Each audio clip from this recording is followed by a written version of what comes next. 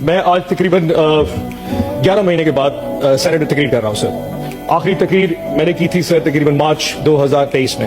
مجھے صاحب میں آپ کی بات سارے سینئر جتنے بیٹھے ہیں تاجدہ صاحب آپ کی بھی طرح تھوڑی سی اٹینشن بزیندر صاحب 11 مہینے بعد سر میں یہاں پہ تقریر کر رہا ہوں. اس 11 مہینے میں میرے ساتھ کیا کیا نہیں ہوا سر اس کی تھوڑی سی بازگشت ہونی چاہیے. And this is very emotional sir. 9 مئی کا واقعہ ہو گیا سر. 9 مئی کے بعد روپوش ہو گیا. 4.5 مہینے سر مختلف گھروں میں چھپے رہے سر. کبھی کسی کے گھر کبھی کسی کے گھر بچے لے کے در بدر گھومتے رہے سر. جگہ ختم ہو گئی, گاڑیاں نمبر پلیٹیں تبدیل کرنی پڑی. میرے بیٹے نے ملک سے باہر جانا تھا, چھپا کے اس کو ایئرپورٹ سے واپس بھیجا اور پتہ نہیں کیا کیا نہیں ہوا سر. 4.5 مہینے بعد امنگ آل مائی کولیگس مجھے اٹھا لیا گیا جی لاہور ڈیفینس سے. 14 دن سر میں کہیں رہا. 14 دن پہ جو بھی چلا کاٹا سر واپسی پہ ایک سٹیٹمنٹ دے دی جی جس میں 20 سیکنڈ کی ایک ویڈیو سٹیٹمنٹ دی کہ میں تحریک انصاف جنوبی پنجاب کی صدارت سے استعفیٰ دیتا ہوں اور 9 مئی کی مذمت کرتا ہوں اور مجھے آزاد کر دیا گیا. آزاد تو ہو گیا سر لیکن ایک زندہ لاش ہوں میں.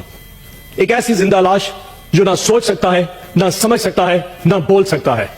مجھے نفرت ہوتی جا رہی ہے سر اس ایوان میں بیٹھ کے اس تصویر کی طرف دیکھتے ہوئے جو مجھے اس چیز کا یقین دلاتی ہے کہ میں آزاد ہوں.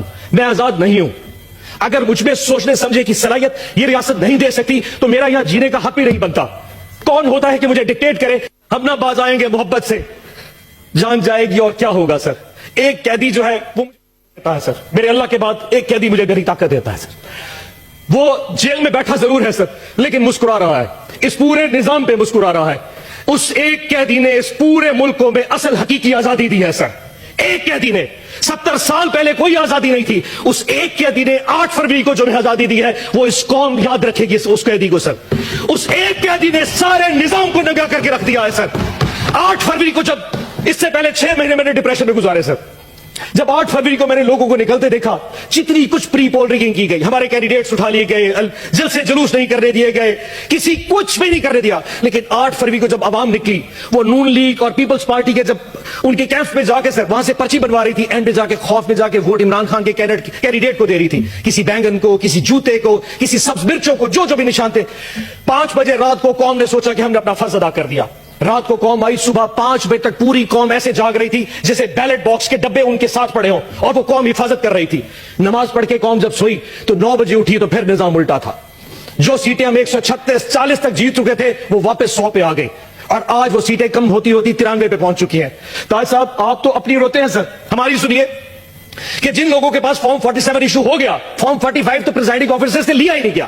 ریٹرننگ آفیسر نے بغیر فارم 45 دیکھے فارم 47 کے ریزلٹ ایشو کر دیے. فیصلہ پہلے ہو چکا تھا کہ کس کو کس اوقات پہ رکھنا ہے. ہماری اوقات بھی ڈیفائن کر دی لیکن ہماری اوقات سے ہم باہر نکل چکے تھے. فارم 47 ایشو کر دیے گئے سر. اس کے بعد کینڈیڈیٹس کو کہا کہ اگر تم لوگوں نے نون لیگ یا آئی پی پی جانا ہے تو جاؤ, اگر نہیں جاؤ گے تو فارم 47 بھی چینج کر دیں گے, تمہیں ریکاؤنٹنگ میں ہروا دیں گے.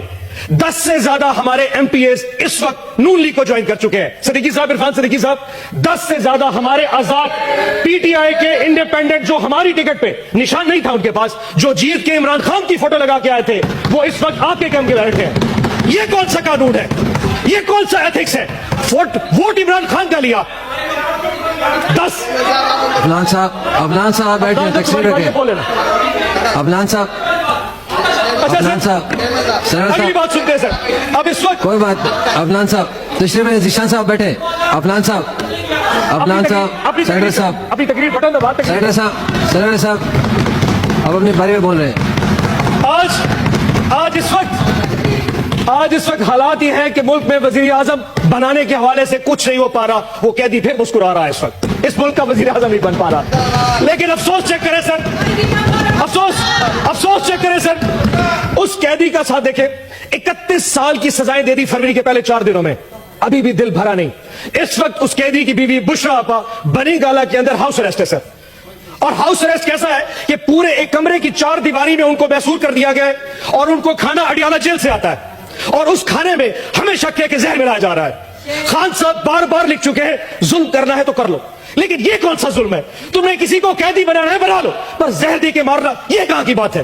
ہم نے ریکویسٹ کی ہے مہربانی کر کے بشرا آپا کو اڈیالہ جیل بھیج دے, ہمیں ہاؤس اریسٹ نہیں ہونا. اور آج پوری قوم کو یہ پتا ہونا چاہیے اس وقت بشرا آپا کی طبیعت ٹھیک نہیں ہے उनके साथ जो कुछ हो रहा है ये एक जुल्म है।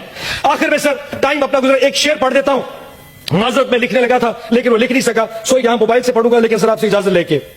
कुछ लोग तुम्हें समझाएंगे वो तुमको खौफ दिलाएंगे, कुछ लोग तुम्हें समझाएंगे वो तुमको खौफ दिलाएंगे, जो है वो भी खो सकता है, इस्लाम में राजन है इतने, कुछ या और भी हो सकता है, कुछ तो अक्सर होता है, कुछ और यहां हो सकता है, कुछ और तो अक्सर होता है, पर तुम जिस लम्हे में जिंदा हो ये लम्हा तुमसे जिंदा है।